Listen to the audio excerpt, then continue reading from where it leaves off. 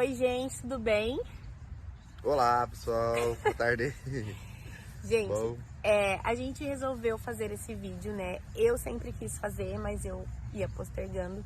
E aí, conforme eu fiz aquela enquete aquela vez, e a grande maioria das pessoas, né, vieram me perguntar o que eu tinha, enfim, tiveram uma curiosidade, nós resolvemos fazer. E aí, além de querer matar a curiosidade de vocês, esse vídeo eu quero que sirva para ajudar outras pessoas que também tenham doenças autoimunes, assim como eu.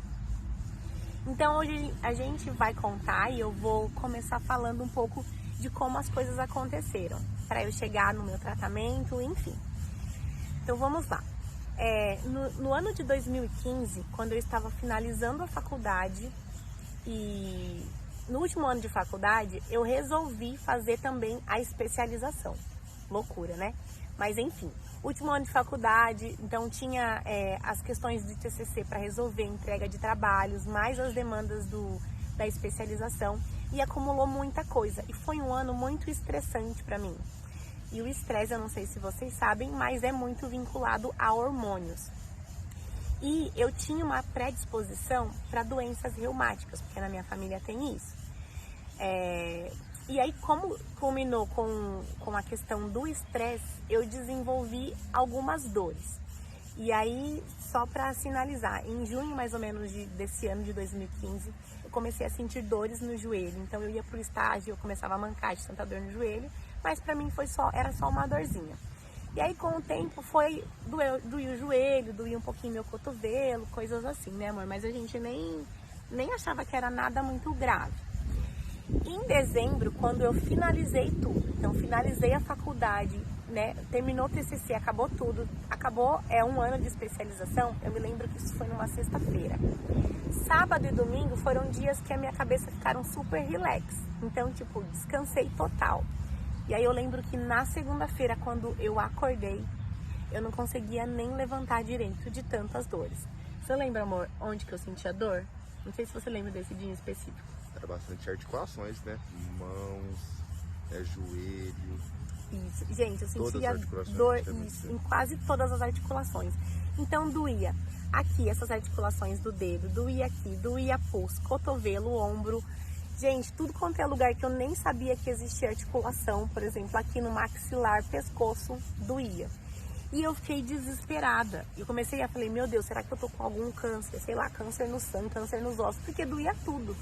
Aí eu fui procurar no Dr. Google, coloquei lá, dor nas dobras, dor nas juntas, alguma coisa assim. E aí saiu uma doença que chama artrite reumatoide. Aí eu fui colocar imagens, depois dá um Google para vocês verem. Um monte de pessoas com os dedos tortos, eu fui ficando desesperada. Aí no mesmo mês eu consegui marcar um reumatologista, passei os sinais, ele me deu um exame para fazer de sangue e aí saiu com um fator reumatoide. E aí era essa dor que eu tinha. E aí assim, desde esse dia que eu amanheci com dor, desse dia em diante, todos os dias eu tinha dores. Mas eram muitas dores. Eu acordava de manhã, eu lembro que eu fazia um estágio. Eu acordava por volta das 6, eu pegava busão, eu não tinha carro na época. Então eu pegava 2 ônibus, para subir no ônibus era um parto. Amor, conta pro pessoal como que era quando eu acordava de manhã, o que eu tinha que fazer, como é que você fazia? Era triste, né? Mas o que você lembra? Era triste porque a doença acabava limitando ela demais, tipo, te limitando demais para fazer qualquer coisa, né? Dá exemplo. Para levantar da cama já era uma limitação já, para levantar Mas da o que cama. você fazia? Eu te ajudava, né? Esse passo a passo. Como? Fala, pode dar exemplo, porque às vezes não fica claro para as pessoas. Eu falava assim, amor, me ajuda a levantar, e aí o que você fazia? E aí colocava o seu pé, sua perna do lado de cá, né, para sair, ajudava a levantar o tronco, né? Exatamente. A levantar da cama, ajudava a se levantar, ficar em pé também. Uhum. Ajudava todo o processo que uma pessoa tem que fazer ao se levantar da cama, né? Colocar o chinelo, colocar a roupa, tirar o que tiver que tirar. Lembra minha botinha laranja não, amarela que eu comprei? Que toda vez eu gostava, é uma volta que eu gosto muito porque ela é bem confortável, só que na hora de colocar ela era ruim, né? E aí você sempre ele calçava as botas em mim, ele calçava a roupa. Cabelo, eu sempre tive muito cabelo, então ele lavava minha cabeça. escovava os dentes, tinha dia que ia escovar os dentes também. Fazia de tudo, que nem falou. É todo o processo que uma pessoa tem que fazer ao se levantar da cama ou pra se manter durante o dia, eu ajudava, né? Eu ajudava você fazer. Porque a limitação era demais. E era algo que nem eu sempre comento com alguns que, né, alguns colegas, alguns parentes nossos próximos. Quando ela começa a comentar falando que eu ajudei bastante. Pra mim não foi, que nem eu falo, nem tio, nem mineu. Pra mim era uma coisa que era mais de obrigação mesmo, que era uma coisa que eu tava ali pra ajudá-la.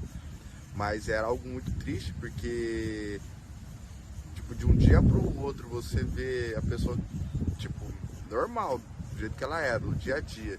E do nada ela ficar limitada de se levantar da cama, escovar os dentes, e você olhar assim, você não percebe nada, né? Não é uma doença que ela é visível, né? Visível, né? Que ela é exposta, que é, não se dizer, parte externa, é mais interior mesmo. Então a inflamação dos nervos, a inflamação da junta, então é algo que você não consegue ver.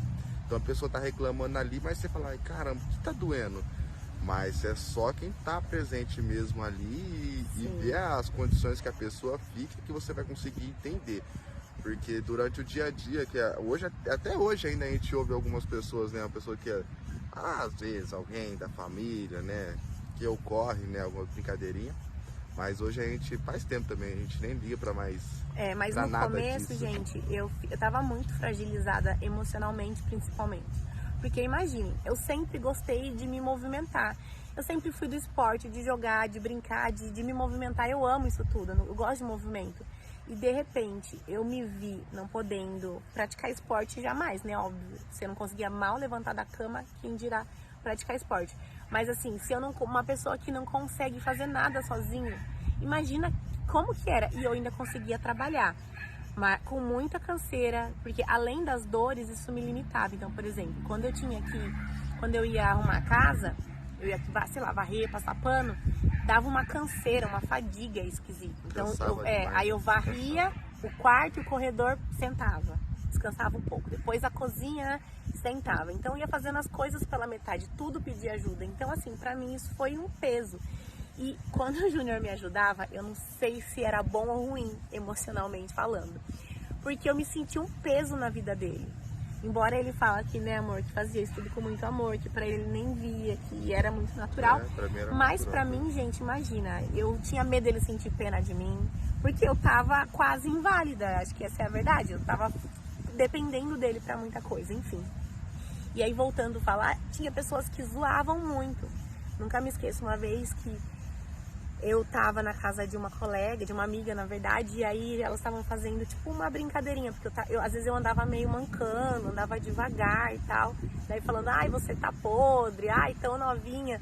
Gente, isso me feria tanto, e depois eu ia pra casa e eu chorava, porque me fazia muito mal. Então, é uma doença, como o Ju falou, né, não é visível, então as pessoas não sabem.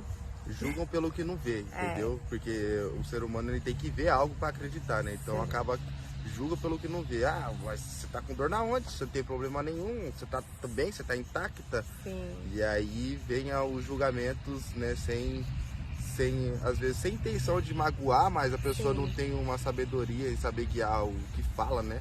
Acaba magoando o próximo, que diz ser tão amigo, tão colega, mas faz parte da vida. A gente vem aprendendo com tudo isso. É isso. E aí, tipo, nem meus pais não fazem ideia de quanto eu sofri, assim, ninguém. Eu acho que só eu, Deus e o Júnior que sabe o que eu passei. E aí foi isso. Então, esse foi o diagnóstico. Eu tive artrite reumatoide. Depois vocês dão um Google lá pra saber.